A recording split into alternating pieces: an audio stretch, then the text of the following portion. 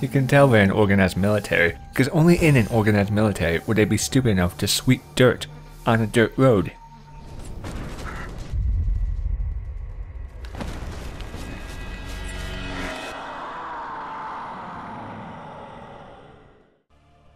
Greetings, ladies and gentlemen, I am SocioPsycho, and today we are going to take a look at Grotesque Tactics Evil Heroes.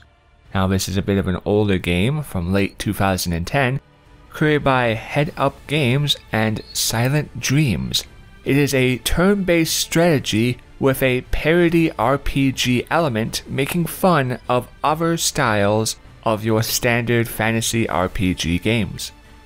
How well does it handle? Does it still play decently for modern systems? Well, we're going to find out those answers and give you everything that you need to know about the system.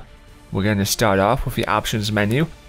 Now, you do have a choice between difficulty. You have pretty much hard, easy, and normal, and a couple basic game options, which can help if you desire them to. In your video, just some more configurational tools. Comes down to coloring and lighting effects. Not something you see very often in a game. They usually put into a background, but it's perfectly fine to have that. And they do on load up have a screen that pops up. It has a large variation of screen resolutions, as you can see, and some other minor choices, which is what you'd expect to see. And the game runs at 60 frames per second with no issues. I haven't had any crashes or tearing.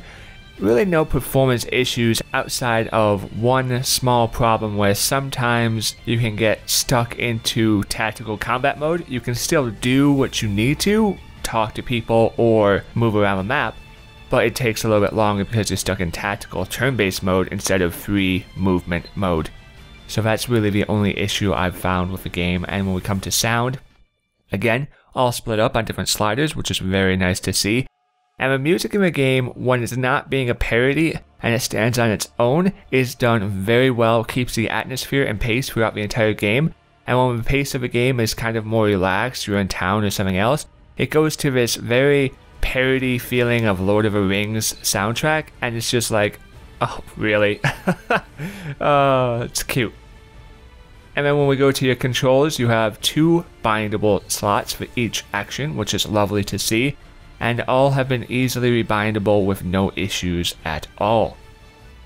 So, let us go into the game, and first start with something very basic, such as the heroes that you'll be playing as, and the gear that you are able to acquire. So when we start up, you can see the screen is very basic. Now, we are in town here, so there's really no threat or worry.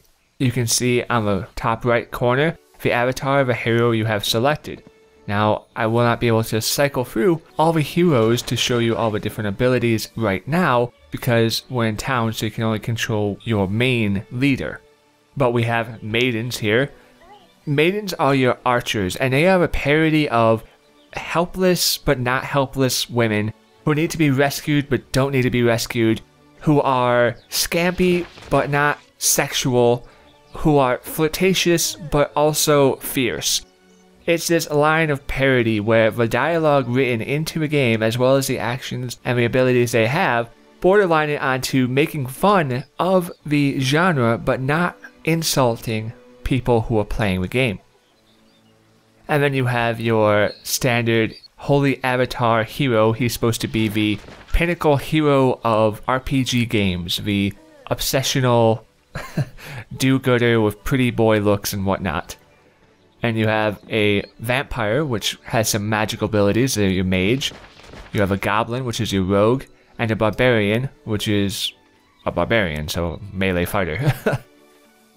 You have your quest log. Now, quest log is not anything that's really overabundant, as the path and progressional system of the game is very linear in how it progresses forward.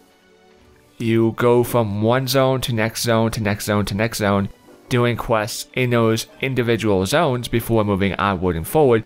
So a quest log never gets large or bulky in what you need to do, so it's more like a where do I need to go again, or who do I need to talk to again?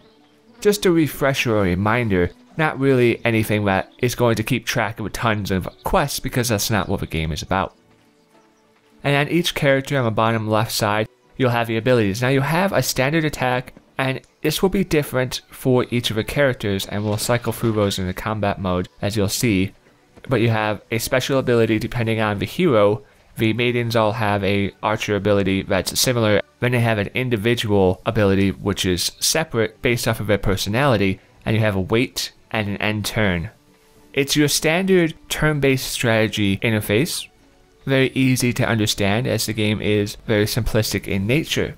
Now when we go into the character sheet itself, you can see that each of these characters have their own little biography, so you can kind of get just a little bit more lore out of the different characters if you're wondering about something of those people.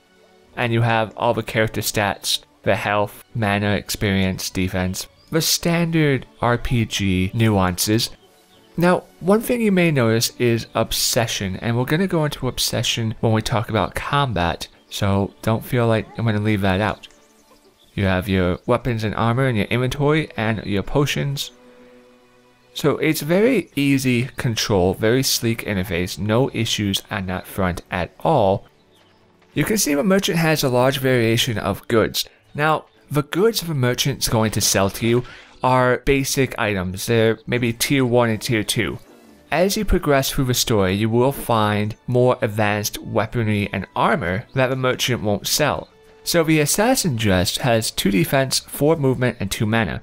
That is a higher tier, obviously, than something as 2 defense and 2 movement. So throughout the game as you progress forward, while the items and gear may stay relatively low, such as 3 to 4 damage, or 5 to 9 damage, plus 1 attack, plus 1 dexterity, the items and the gear do increase, but it stays balanced. So while it may look low, it's actually very well balanced in the game. You're not going to find an item which is like 50 to 70 damage because that's not the style of the game. It keeps the numbers and the mathematical properties to a lower level, but it keeps the whole game balanced overall, so it's not an issue, and the gear continuously progresses forward where you feel as if you are gaining and improving in between your level and the items that you find. It's a nice progression which they have.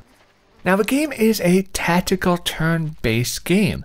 And what does that mean exactly? How in-depth or advanced is it? Well, it's not really all that in-depth or advanced, but it still is enjoyable.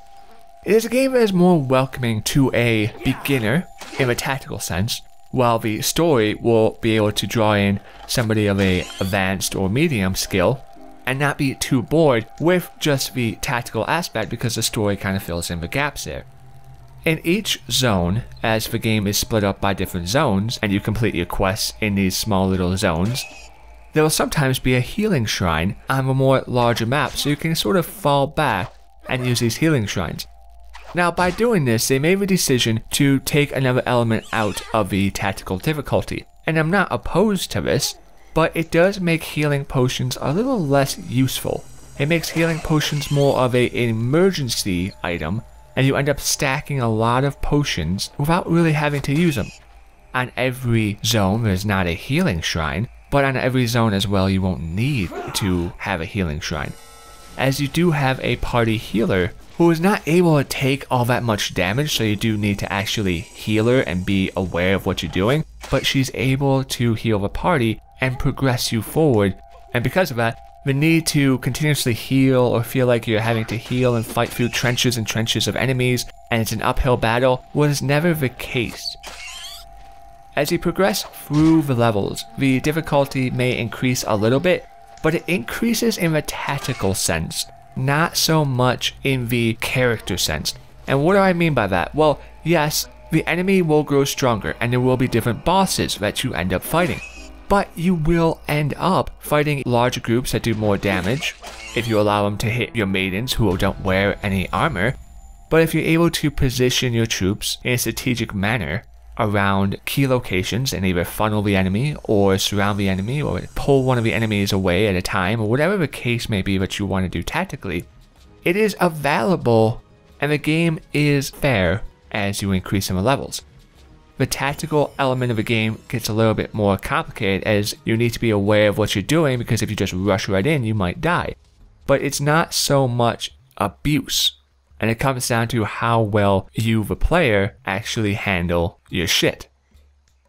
Now, like I said, each of your characters have special abilities, and now this plays part and role into the combat. Not every ability may be useful for every scenario, but teamed up with the different heroes' abilities, whether it be a long-range shot or an increase in damage, that tied in with the obsessional marker that each character has. When damage is done to your troops, they have a red bar that fills up, and when that obsession hits 100, they carry out a certain task. Now, the maidens are obsessed with the Holy Avatar, as he is their ideal hero. So when their obsession gets high, they go into a blind little "I'm going to shoot somebody" in defense of our hero. And that can be your troops. That could be the enemy, but it's most likely going to be your troops. If your healer gets hit, she's going to attack whoever's closest in a large fury of combo moves, because you're not supposed to have your healer actually take damage. So each character have their own obsession and their own ability, which adds another level or inconvenience to the game. And while the combat may be basic in many parts, it does come down to the story filling in all the other gaps. There is very well written dialogue in the game. The RPG element of the story may not have choices really for you to select to choose from that make a difference in how you progress through the story, as it is a linear path, but it does tell an intriguing and entertaining story as you progress forward. So at the end of the day, the game is a very simple strategy turn-based game. You don't have a large variation in how you level up your characters, as your hand is held in a large variety of your character development and what quests and direction you take through the story, but it does so in a non-imposing manner, and it lightens the mood with the story and the comedy and the parody and the enjoyment that you get from defeating your enemies. It may not be the most advanced tactical turn-based game, and it may not be the largest or most in-depth story, but for what it is, it does it very well. It's a very basic game, a very simplistic story and strategy, but it's entertaining. And I can easily recommend the game because I never felt as if the time I spent in it was wasted. As you progress through levels, you see more and a larger variety of enemies, and these enemies will change in their tactics of not only the damage output of the enemy, but the number and position geographically that you need to abuse or use to your advantage. So I can easily recommend this game, and I thank you for watching and listening. For I've been SocioPsycho, and I'll see you next time.